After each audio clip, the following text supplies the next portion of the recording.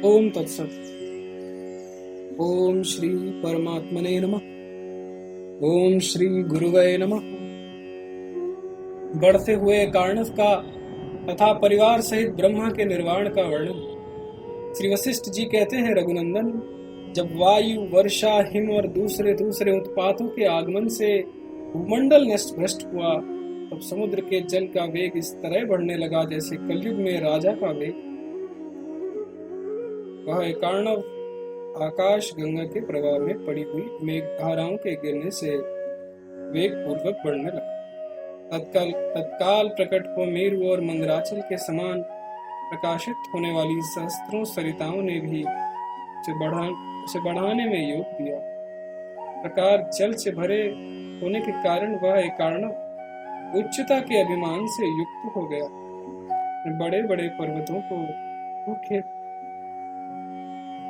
तिनकों के समान पकड़कर अपनी विस्तृत भंवरों में डाल दिया।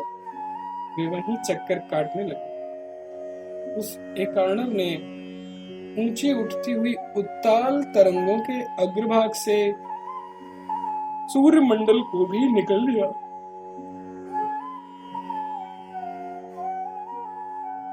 प्रचंड वायु के द्वारा उत्पन्न किए गए अपूर्व जल प्रवाह रूपी कुल पर्वतों से युक्त हुआ वह महाअर्णव महान घुरघुर और भयानक खरघर ध्वनि के साथ अपने विशाल वेग को बढ़ाता जा रहा था। ब्रह्मांड खंडों के बारंबार एक दूसरे से टकराने के कारण उसकी उद्धता बढ़ती जा रही थी और वह ऊपर नीचे लाखों योजनों तक फैले हुए उच्चतम पदार्थों को भी आत्मसात करता जा रहा था। पंखयुक्त पर्वतों के समान उठी हुई असंख्य तरंग समूह रूपी भुजाओं द्वारा वह महासागर पुष्कर और आवर्तक नामक कल्पांतकारी मेघों का मानवालिंगन करता, त्रिलोकी को अपना ग्रास बनाकर पूर्णतः तृप्त हो घर घर स्वर में गीत सा गा रहा था और उग्र पर्वत रूपी कंकड़ों से अलंकृत अपनी तरंगमयी भुजाओं को उठाकर नृत्य सा करता जान पड़ता था। रघुनंदन, उस समय ना तो आकाश था ना दिगंत था, न नीचे का लोक न ऊपर का लोक, न कोई भूत वर्ग, न कहीं सृष्टि ही। सर्वत्र केवल जल ही जल दृष्टिगोचर होता। रघुनंदन, जब तपोलोक पर्यंत सारा जगत प्रलय काल के एकार्णव में निमग्न हो गया, तब सत्यलोक के निकट आकाश में स्थित होकर मैंने महान प्रकाश से युक्त ब्रह्मलोक पर उसी प्रकार दृष्टि डाली जैसे सूर्य प्रातः काल संसार पर अपनी प्रभा बिखेरते हैं।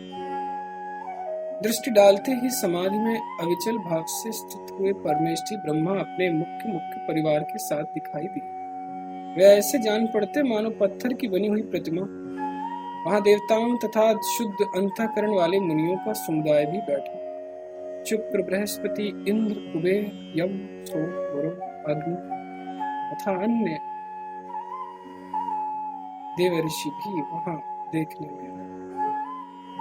देव, गंधर्व, सिद्ध और साध्यों के नायक भी वहां उपस्थित थे। ये सब के सब पद्मासन लगाए इस तरह ध्यान मग्न होकर बैठे मानो चित्र में अंकित किए गए हों। वे निष्प्राण के समान वहां चेष्टा शून्य होकर बैठे थे।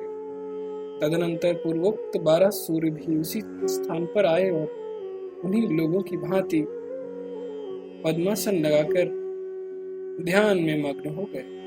इसके बाद 2 ही घड़ी में मैंने अपने सामने बैठे हुए ब्रह्मा जी को इस अवस्था में देखा।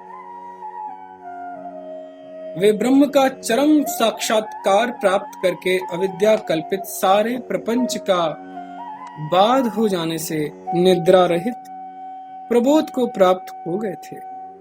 जैसे जगा हुआ पुरुष स्वप्न में देखे गए पदार्थ समूह को बाधित और केवल अपने को ही अवशिष्ट देखता है, वैसे ही वे आत्म अवशिष्ट दिखाई दिए।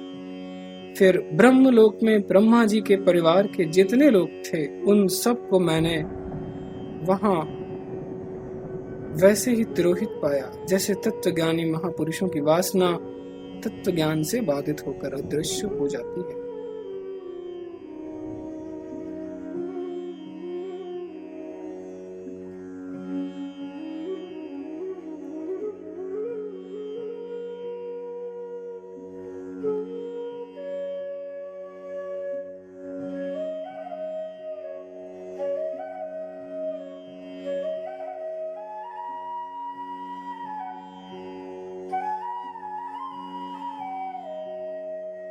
जैसे स्वप्न से जगा हुआ पुरुष अपने सामने के स्वप्नगत नगर को नहीं देखता, वैसे ही मैंने वहां किसी को भी नहीं देखा।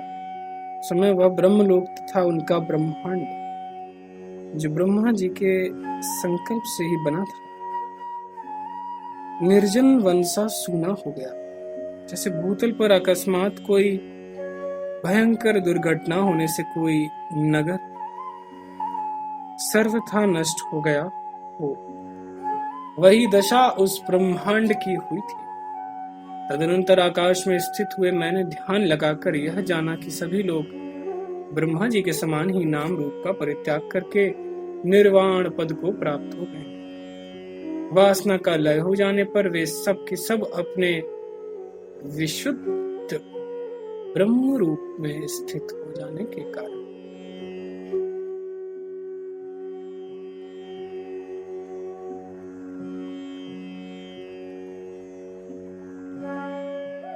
दृश्य हो गए थे।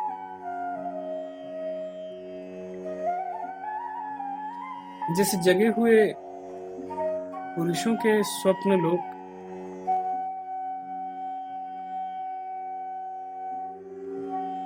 उनके स्वप्न रूप में ही लीन हो जाने से दृष्टिगोचर नहीं होते,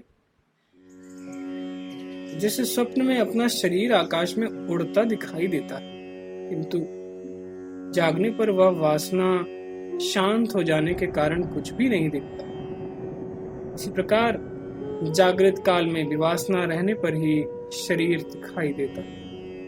तत्व ज्ञान के द्वारा वासना का सर्वथा क्षय हो जाने पर कुछ भी नहीं दिखाई देता। वासना का क्षय होने से दृष्टा, दृश्य और दर्शन रूपी रोग शांत हो जाता है। वासना की सत्ता रहने पर ही यह सृष्टि नामक पिशाची प्रकट होती है।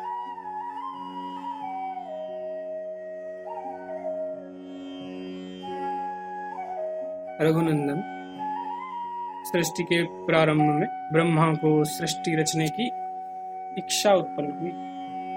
तदनंतर पूर्व काल की जगत वासनाओं का जागृत रूप में उद्भव होता।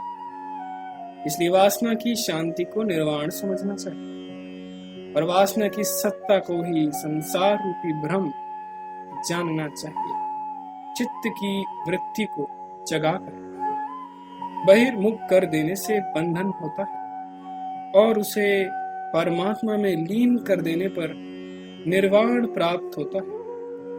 चित्त वृत्ति का जागरण ही संसार रूपी शिशु को प्रकट करने वाला गर्भाशय है।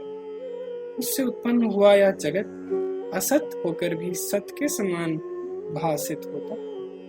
चित्त के संकल्प का जागृत होना ही बंधन बताया गया है और उसे सुलाकर आत्मा में लीन करके अपने चैतन्य स्वरूप का अनुभव करना ही मोक्ष कहा गया। रघुनंदन, बंध मोक्ष आदि की सारी शंकाएं छोड़कर निर्वाण रूप वासना शून्य अनंत अनादि विशुद्ध केवल बोध स्वरूप द्वैत द्वैत से रहे परिपूर्ण ब्रह्म स्वरूप हुए आकाश के समान विशद अंतःकरण से युक्त बंधन मुक्त तथा शांत भाव से स्थित रहना चाहिए। ओम तत्सत, ओम तत्सत, ओम।